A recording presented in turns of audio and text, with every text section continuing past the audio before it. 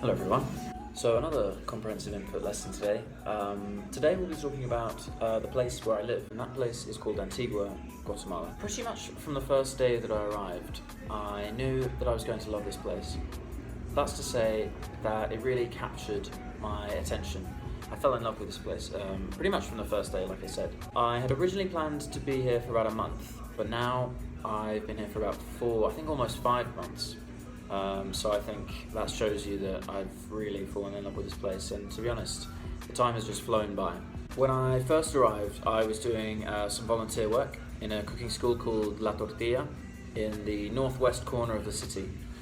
And I had made an agreement with the organizer to do a month's worth of volunteering. That was the commitment that I made, and I did that.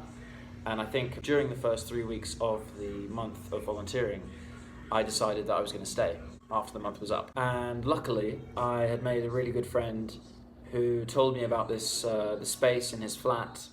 So I started renting there after the month was up. It was seamless. It was a seamless move from volunteering in the cooking school to being independent, having my own flat. But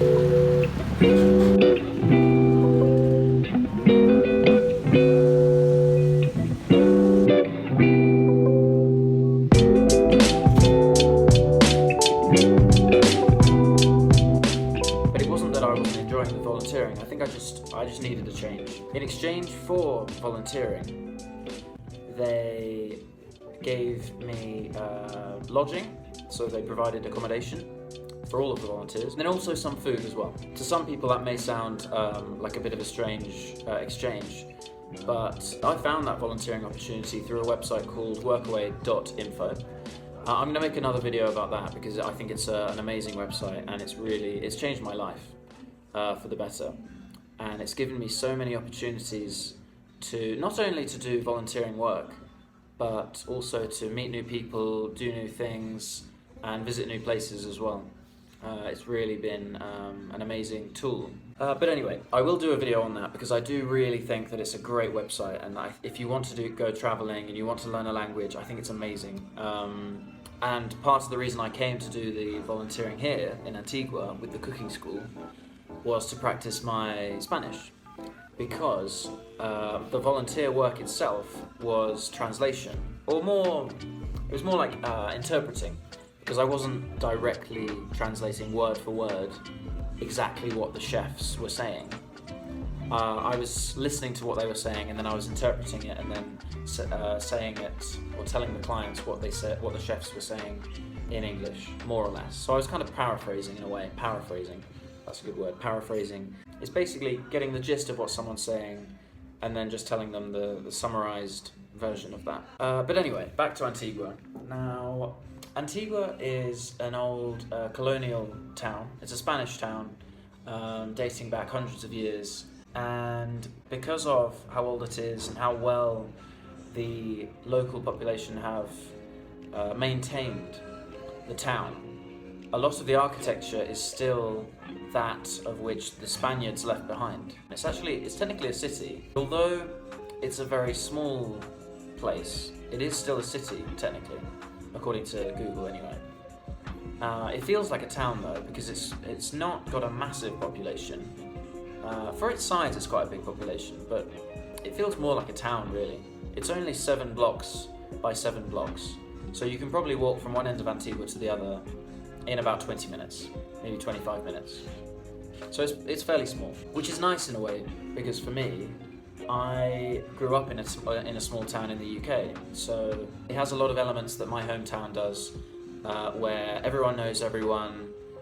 There's a kind of like a network in a way of help, that you know that you can count on people because they will have your back in exchange for you having their back when they need help too. Besides that, it's also a very international place.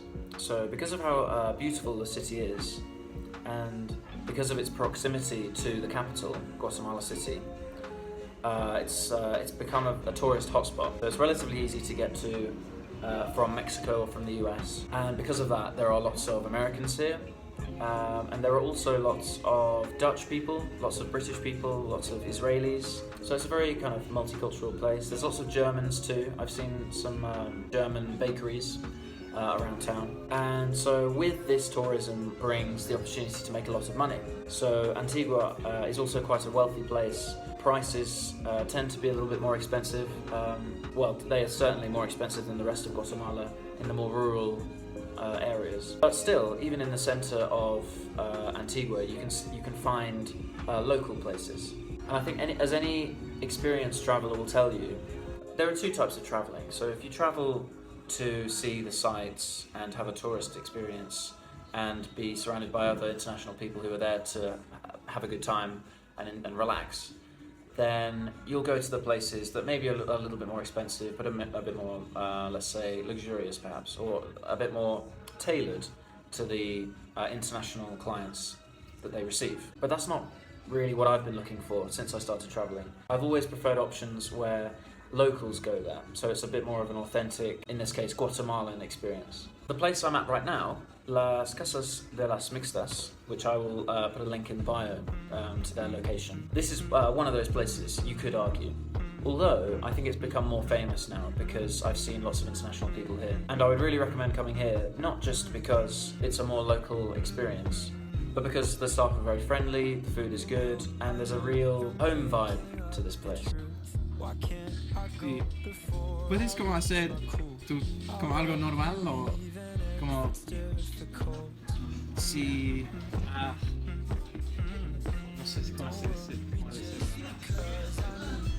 Puedes hacer como algo normal que lo harías como normalmente, como poner, como no sé, tomar una copa de la mesa o algo así, ¿me entiendes? Okay.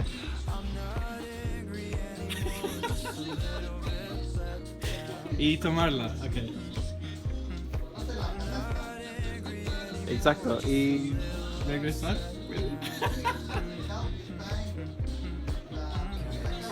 But there are plenty of other places that you can go to as well. So this is called Las Casas de las Mixtas. There's also Rincon Típico and El Porticon Típico. If it's your first time in Guatemala, you might be interested to try their national fast food brand, which is kind of like it's a chicken restaurant called Pollo Campero. So that's one. There's two of them in Antigua, so you've got the chance to try that here. And they do have, I think they do have a couple of vegetarian options as well, just in case that's more your thing. Another interesting thing about Antigua is that before the Spanish arrived, it was the capital of Guatemala. And I assume that's because it's very well located in Guatemala. So it's 2 hours from the beach. You've got Lake Atitlan, which is a gorgeous, magical place in Guatemala. That's a few hours away as well. The capital is less than an hour away by chicken bus. You can get a taxi as well, but there's a local chicken bus which costs about $3 or so, maybe £2. But there's also lots to do in Antigua too. So there's volcano tours, there's all sorts of different tours to other places that are a bit further away, like Semuc-Champe. And then inside the city as well, there's lots of, like you can do a chocolate tour or coffee tour, or you can visit this field of sunflowers, which is getting quite popular now. But yeah, so as I said, Antigua was the capital once upon a time. But then the Spanish arrived and they decided to move it to Guatemala City, which previously was known as Caminal Yuyu, but the Spanish, they decided that name was too complicated or something, so they just called it Guatemala City, La Ciudad de Guatemala, or La Ciudad de Guatemala, now that I'm in Guatemala. But interestingly, the capital has since actually moved back to Antigua at least once, for a period of only 24 hours. I assume this was because there was some kind of legal task that needed doing in government, and they needed to do it urgently, but the building that they were in needed renovation. So they had to move their operations to Antigua just for one day. I'm not joking, it was literally for one day. And then they moved it back after that was done, after the renovation was finished, and they could continue operations in the city of Guatemala, which then, again, after 24 hours, became the capital. If you'll excuse me, my food has just arrived, so I'm going to tuck in.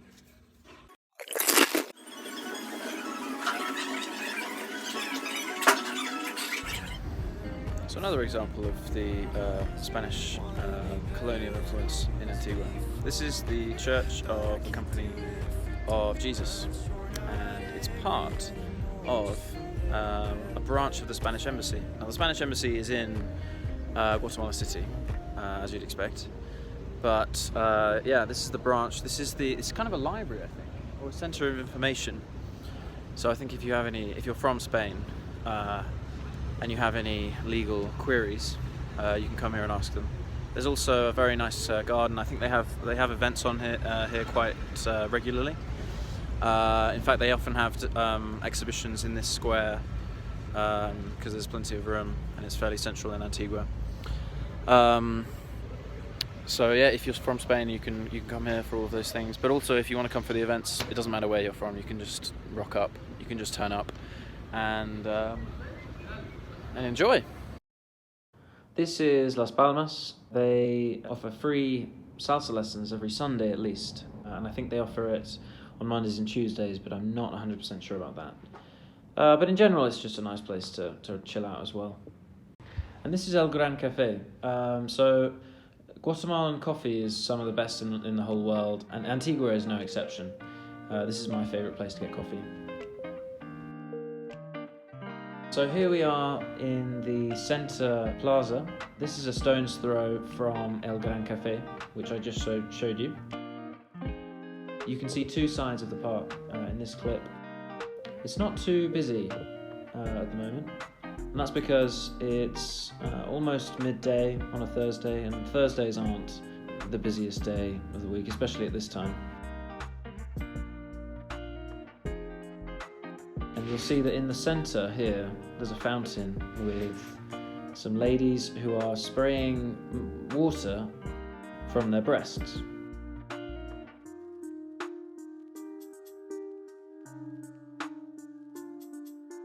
This is a common place to get married. It's a church, and there's often, like every weekend, there's at least 1 or 2 weddings going on in the city, and this is one of those places. This is a restaurant called Tucubaru. This is one of my favourite places to eat. They have a range of different types of food.